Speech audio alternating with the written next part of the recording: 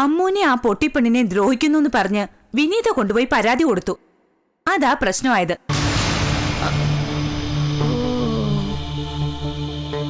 പോലീസും കൂടി വന്ന് അവരെ കൊണ്ടുപോയത്.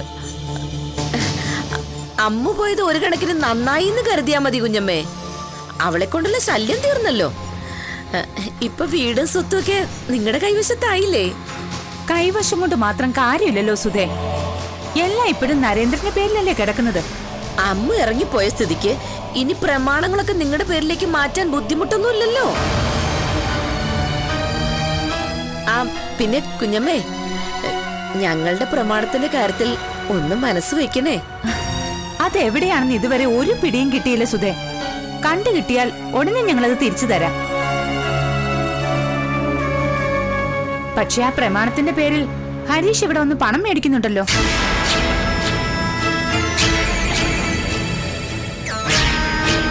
ഇപ്പൊ തന്നെ 20 ലക്ഷം രൂപ വാങ്ങിയെന്നാ ജയനും ദേവനും പറഞ്ഞത്.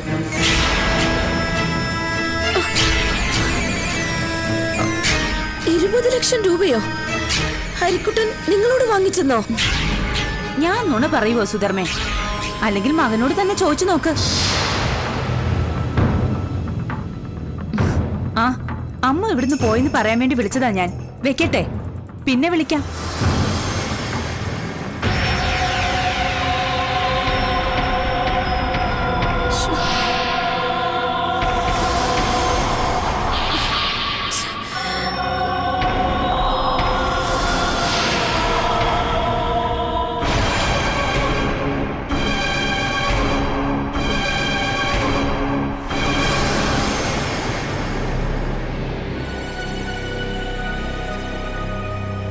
പുന്നാരമോൻ ഈ പൈസയൊക്കെ എന്ത് ചെയ്യുന്നു എന്ന് അന്വേഷിച്ചാ കൊള്ളാം. തറവാട് പണയപ്പെടുത്തിയ പണമാണെന്ന് ഓർക്കണം. മകൻ ഏതെങ്കിലും തെരുവ് പെണ്ണുങ്ങളുടെ മടിക്കുത്തിൽ കൊണ്ട് എറിഞ്ഞു കൊടുത്തിട്ടുണ്ടായിരിക്കും. ഇനി അത് തിരിച്ചു കിട്ടുമെന്ന് വിചാരിക്കണ്ട. അങ്ങനെ മേടിച്ച് നല്ല പരിചയമുള്ളവളാണല്ലോ നീ. എന്നിട്ട് നീ തന്നെ വേണം സാരോപദേശം വിളമ്പാൻ. അമ്മേ, നല്ല ഉപദേശങ്ങൾ ആരുടെ കയ്യിൽ നിന്നായാലും അത് സ്വീകരിക്കുന്നതിൽ തെറ്റില്ല അമ്മായിമ്മ. പറഞ്ഞു കഴിഞ്ഞില്ല. അല്ലാതെ 20 ലക്ഷം ഞാൻ മണ്ണിൽ കുഴിച്ചിട്ടു, നാളെ അത് കിളിർത്ത് മരമായി കഴിയുമ്പോ നമുക്ക് 20 കോടി ആ മരത്തിൽ നിന്ന് പറിച്ചെടുക്കാം എന്ന് കരിക്കുട്ടൻ പറഞ്ഞാൽ ഉടനെ വിശ്വസിക്കുകയല്ല വേണ്ടത്. ഓ, ഇനി നിന്റെ വക ഉപദേശം കൂടി ഉണ്ടോ? നല്ല മനസ്സുണ്ടെങ്കിൽ മാത്രം സ്വീകരിച്ചാൽ മതി. നരേന്ദ്രൻ തമ്പിയുടെ അനന്തരവുമാരുമായിട്ട് അമ്മയുടെ പൊന്നുമോനും നേരാങ്ങളയ്ക്കും എന്നതാ ഇടപാട്? അതൊരു അവിശ്വത്ത് കൂട്ടിയിട്ടല്ലേ? ഒന്ന് ആലോചിച്ച് നോക്ക്. തലയിൽ കളിമണ്ണൊന്നും അല്ലല്ലോ. എന്റെ മകനും ആങ്ങളെയും അവർക്ക് ഇഷ്ടമുള്ളവരുമായിട്ട് കൂട്ടുകൂടും. അതിന് നിനക്കെന്താടാ? എനിക്ക് കുഴപ്പമൊന്നുമില്ല. പക്ഷെ നരേന്ദ്രൻ തമ്പിയുടെ മിസ്സിംഗ് കേസ് അന്വേഷിക്കുന്ന പോലീസ് സംഘം ചിലപ്പോൾ മകനെ ആങ്ങളെ അന്വേഷിച്ചു വരും.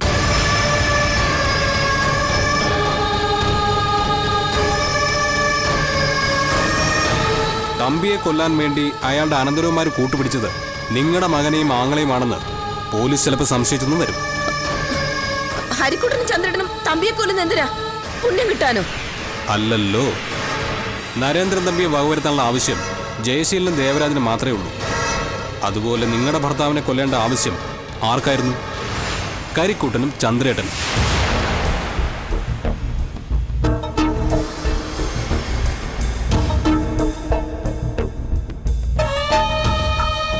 കുരുട്ടുബുദ്ധിയും കുന്നായ്മയും കുശുമ്പും അസൂയൊക്കെ ഇഷ്ടംപോലെ ഉണ്ടല്ലോ തലയ്ക്കകത്ത്. ചുമ്മാ ഇരിക്കുമ്പോ ഇങ്ങനെയും കൂടി ഒന്ന് കണക്കൂട്ടി നോക്ക്. എന്തെങ്കിലും ഒരു ഉത്തരം കിട്ടാതിരിക്കില്ല.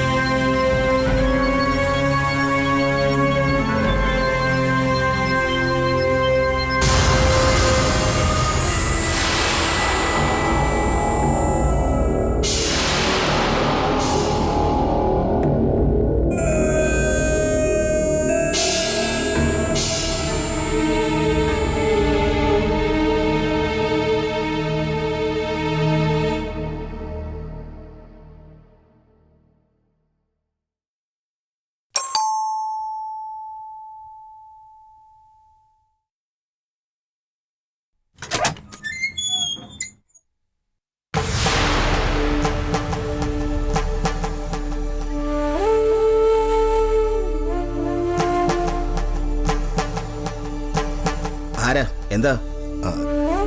ഞാൻ അർജുൻ, അമ്മൂനെ ഒന്ന് കാണാൻ വന്നതാ. അമ്മു? ഏതമ്മു? ആരുടെ അമ്മു? അല്ല, പാലപ്പടിക്കലെ വിജേഷ സാറിന്റെ മകൾ. പാലപ്പടിക്കൽ വിജയേഷനാരാ? ആരാന്ന്? ഇങ്ങനെയൊക്കെ ചോദിച്ചാ ഞാൻ എന്താ പറയണേ?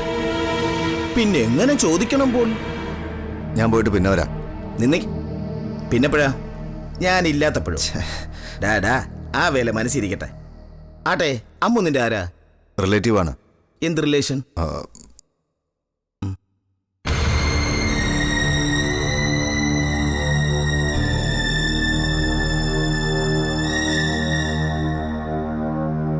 അർജുൻ. ആന്റി, എന്താ അർജുൻ? അമ്മൂനെ കാണാൻ വന്നതാ. ഇവിടെ ഇല്ലേ? വാ.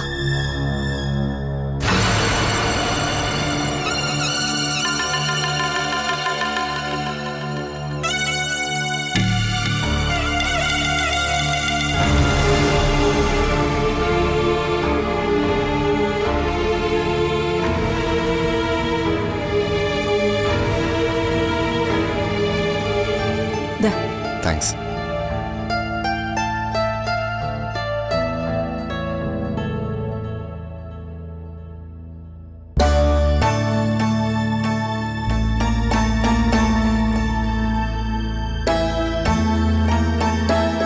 ഒരു കാര്യം തീർച്ചയാമോ, തമ്പി സാറ് കൊല്ലപ്പെട്ടിട്ടുണ്ടെങ്കിൽ അതിന്റെ പിന്നിൽ കൽപ്പനയൊന്നുമല്ല, ഓമന കുഞ്ഞമ്മയുടെ മക്കൾ തന്നെയാ. ഒന്നുകിൽ അവർ ചെയ്തു, അല്ലെങ്കിൽ ചെയ്യിച്ചു. രണ്ടിലൊന്ന് തീർച്ചയാ.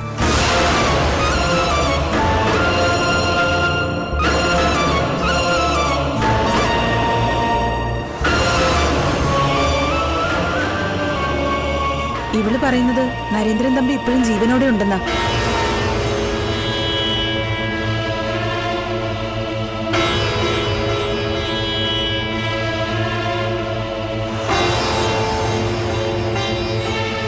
ഉണ്ടെങ്കിലും ഇല്ലെങ്കിലും അതിന്റെ പിന്നിൽ തമ്പി സാറിന്റെ അനന്തരവന്മാർ കൂടി ചേർന്ന് വലിയ ഗൂഢാലോചന നടത്തിയിട്ടുണ്ട്. അതൊക്കെ പുറത്തു കൊണ്ടുവരണം. നമ്മൾ തോറ്റു കൊടുക്കരുത് അമ്മു. അങ്ങനെ തിന്മ മാത്രം ജയിച്ചാൽ മതിയോ എപ്പോഴും? അദ്ദേഹം ബന്ദിപ്പൂര് പോകുന്നതിന് മുൻപ് എന്നെ ചില സംഗതികൾ ഏൽപ്പിച്ചിരുന്നു. എന്തൊക്കെയാ അത്? ബാങ്ക് അക്കൗണ്ടിന്റെ ഒരു പാസ്ബുക്ക്, ചെക്ക് ബുക്ക്, പിന്നെ ലോക്കറിന്റെ താക്കോല്. ആ ലോക്കർ തുറന്ന് പരിശോധിക്കണം. തമ്പി സാർ അമ്മും കൂടെ ഒരു ജോയിന്റ് അക്കൗണ്ട് ഉണ്ടായിരുന്നല്ലോ. അപ്പൊ തീർച്ചയായും അമ്മുവിന് ലോക്കർ തുറക്കാനുള്ള അവകാശമുണ്ട്. ഞാനും അത് ഇവളോട് പറഞ്ഞു.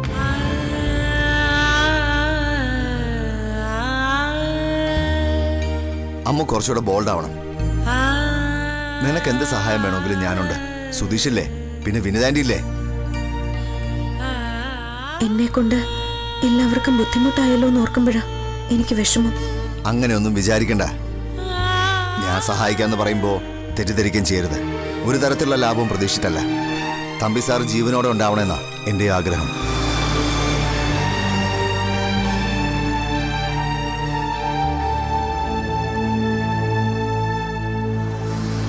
കാരണം നിന്നെ വിധവയായി കാണുന്നതിനേക്കാൾ എനിക്കിഷ്ടം തമ്പി സാറിന്റെ ഭാര്യയായി കാണുന്നത് തന്നെയാ.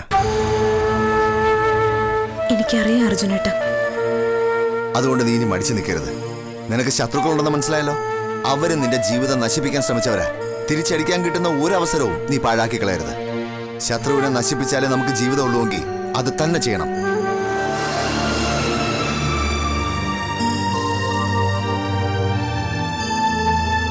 പല്ലും നഖവും ഉപയോഗിച്ച് പൊരുതണം. അല്ലാതെ കരഞ്ഞു പിഴിഞ്ഞിരുന്നിട്ട് ഒരു കാര്യമില്ല.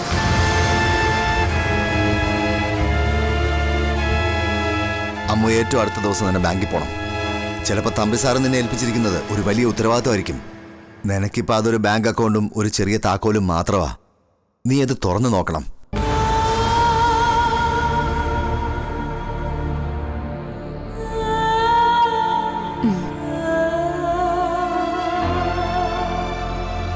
ഞാനും കൂടി വരാം. നമുക്ക് ഒന്നിച്ചു പോ.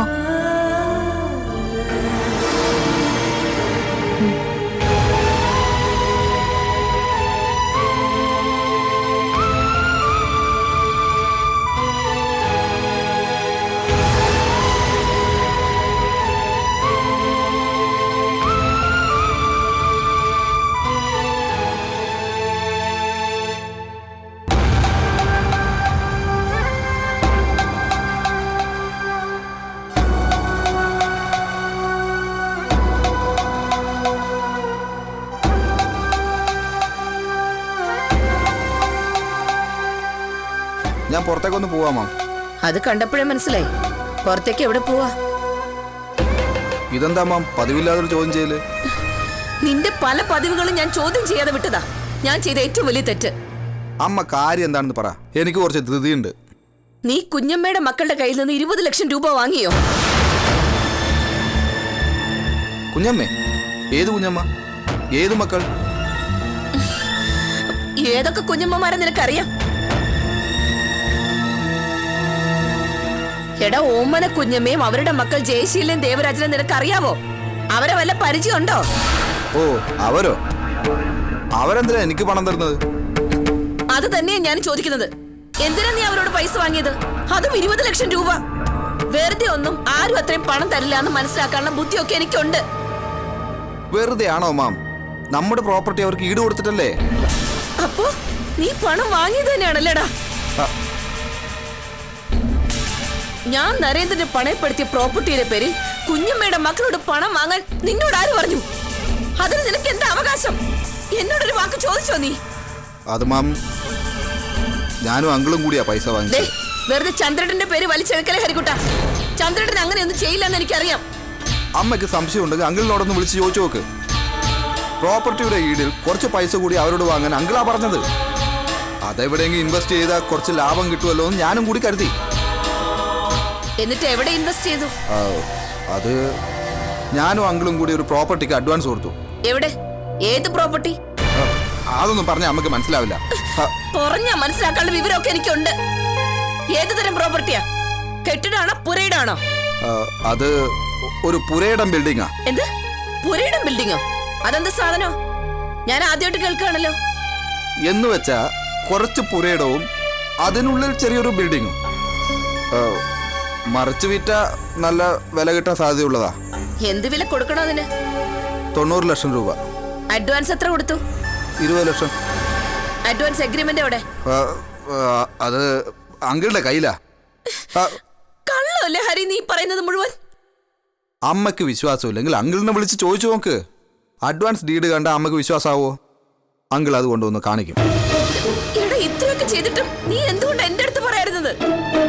തീരാധാരം നടക്കുന്ന ദിവസം പറയാനിരിക്കുകയായിരുന്നു ഞാൻ. ഇപ്പോ പറയണ്ട, സുധയ്ക്കൊരു സർപ്രൈസ് ആയിക്കോട്ടെ എന്ന് അങ്കിള് പറഞ്ഞു. എന്നാലും ഇവിടുത്തെ പ്രോപ്പർട്ടി വിറ്റ് പണം വാങ്ങിക്കുമ്പോ എന്നോടൊരു വാക്ക് പറയാറുന്നില്ലേ നിനക്ക്? അമ്മേ, ഇവിടുത്തെ പ്രോപ്പർട്ടിയുടെ പേരിലല്ല പണം വാങ്ങിച്ചത്. പിന്നെ മുത്തശ്ശന്റെയും മുത്തശ്ശിയുടെയും പ്രോപ്പർട്ടി അവിടെ പണയപ്പെടുത്തിയിട്ടുണ്ടല്ലോ. അതിന്റെ പ്രമാണം തിരിച്ചു ചോദിച്ചപ്പോ തന്നില്ല. എങ്കിൽ കുറച്ച് പൈസ കൂടി കടമാറ്റി തരാൻ വേണ്ടി പറഞ്ഞു. നമ്മുടെ ഡോക്യുമെന്റ്സ് തരുമ്പോ തിരിച്ചു കൊടുത്താൽ മതിയല്ലോ. അതിനിടയിൽ ഒരു പ്രോപ്പർട്ടി എടുത്ത് മറിച്ചു വിറ്റ കുറച്ച് പൈസ ലാഭം കിട്ടുമല്ലോ എന്ന് കരുതി. മറിച്ചു വിൽക്കാൻ സാധിച്ചില്ലെങ്കിലോ? അത് നമുക്ക് ഈ വീട് നഷ്ടപ്പെടുന്ന സ്ഥിതി ഉണ്ടായാൽ കയറി കിടക്കാൻ ഒരു ചെറിയ വീടും ഒരു തുണ്ട് ഭൂമിയും വാങ്ങിയാണോ അമ്മേ ഞാൻ ചെയ്ത തെറ്റ്? ആണെങ്കിൽ അതിനുള്ള ഏത് ശിക്ഷ ഏറ്റുവാങ്ങാനും ഞാൻ തയ്യാറാണ്.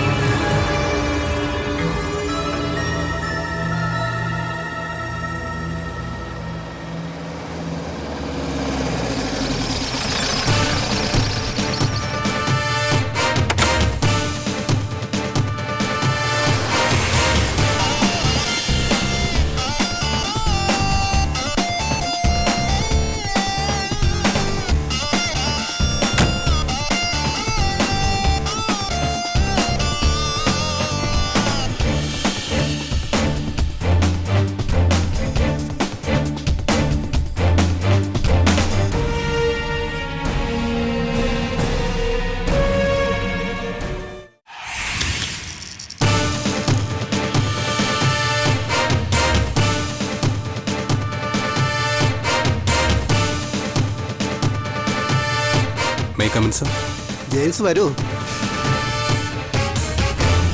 Please take your seat. Thank you sir.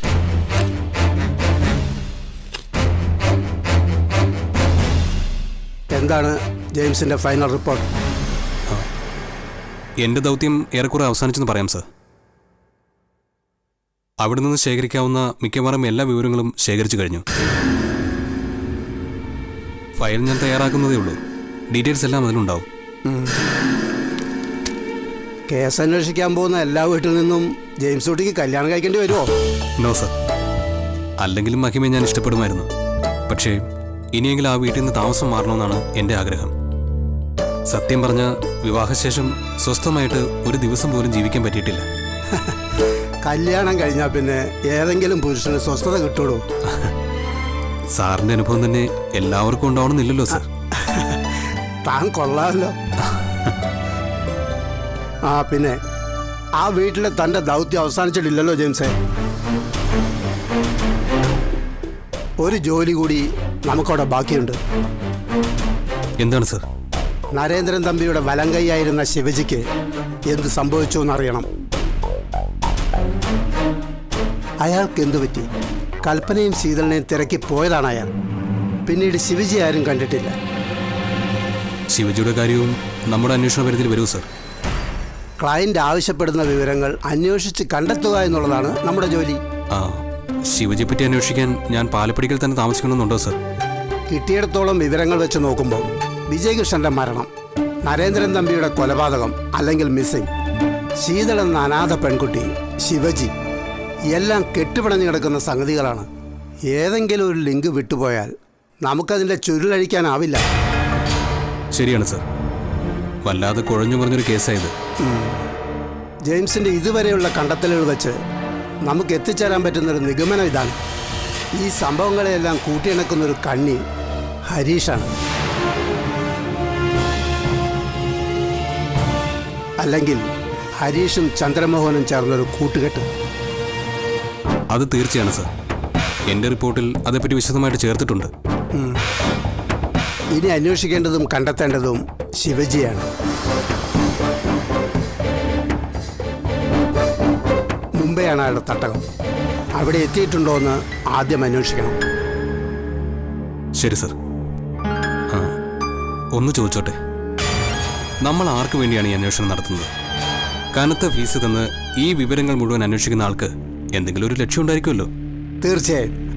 പക്ഷേ ക്ലയന്റിന്റെ പേര് വെളിപ്പെടുത്തുന്നത് നമ്മുടെ നയമല്ലല്ലോ ജെയിംസ്. അതുകൊണ്ട് തൽക്കാലം ജെയിംസ് അതറിയണ്ട. ശരി സർ. ഇതുവരെയുള്ള ജോലി ജെയിംസ് ഭംഗിയായി ചെയ്തു. ഇനിയുള്ളതും അങ്ങനെ തന്നെ ആവണം. ഞാൻ പരമാവധി ശ്രമിക്കാം sir. Okay, best of luck. Thank you sir.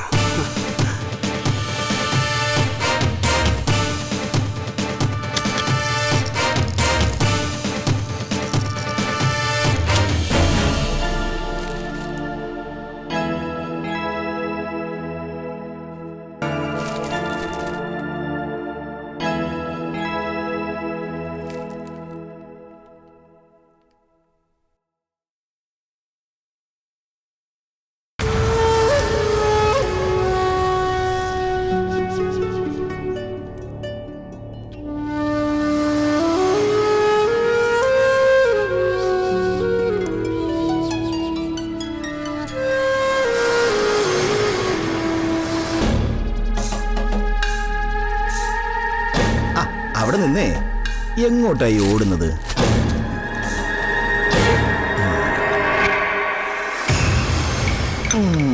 നല്ല ചായ. മോളാണ് ഈ ചായ ഇട്ട്? ആ, അവളുടെ പതിവ് കഷായം തന്നെ. ചായ എന്ന് പേര്. മോക്ക് ചായ ഉണ്ടാക്കറിയോ? എന്താ അതിന്റെ അർത്ഥം? പൂവെന്നാണോ ഇല്ല എന്നാണോ?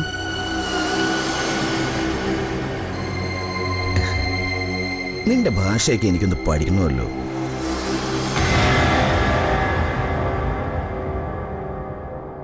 അല്ല, സംസാരിക്കാൻ വയ്യാത്ത കുഴപ്പം ജന്മന ഉള്ളതാണോ അതോ പിന്നീട് എന്തെങ്കിലും സംഭവിച്ചാണോ?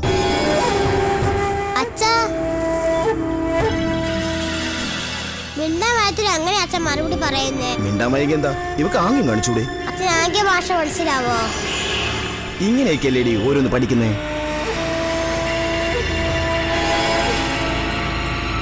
സംസാരിക്കാൻ വയ്യാത്തത് ചിലപ്പോൾ നാക്കിന്റെ പ്രശ്നമാവും, അല്ലെങ്കിൽ ഓക്കൽ കൊണ്ടിന്റെ കുഴപ്പമായിരിക്കും. മോള് വായം തുറന്ന് വായൊന്ന് തുറക്ക്.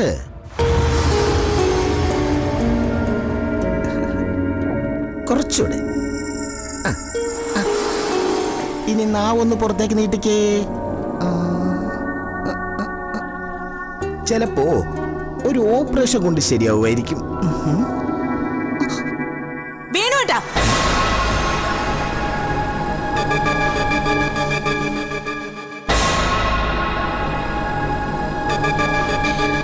വേണുട്ടൻ എന്ന് മുതലാ ENT ഡോക്ടറായത്?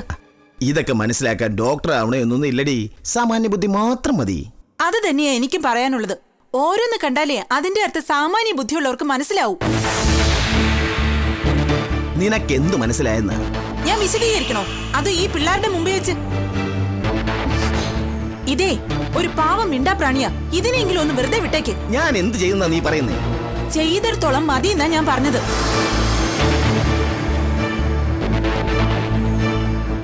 കൂടുതൽ പരിശോധനയും രോഗനിർണയവും ഒന്നും നടത്തണ്ട. രോഗം ആർക്കാണെന്ന് എന്താണെന്ന് എനിക്ക് നല്ലോണം മനസ്സിലായി.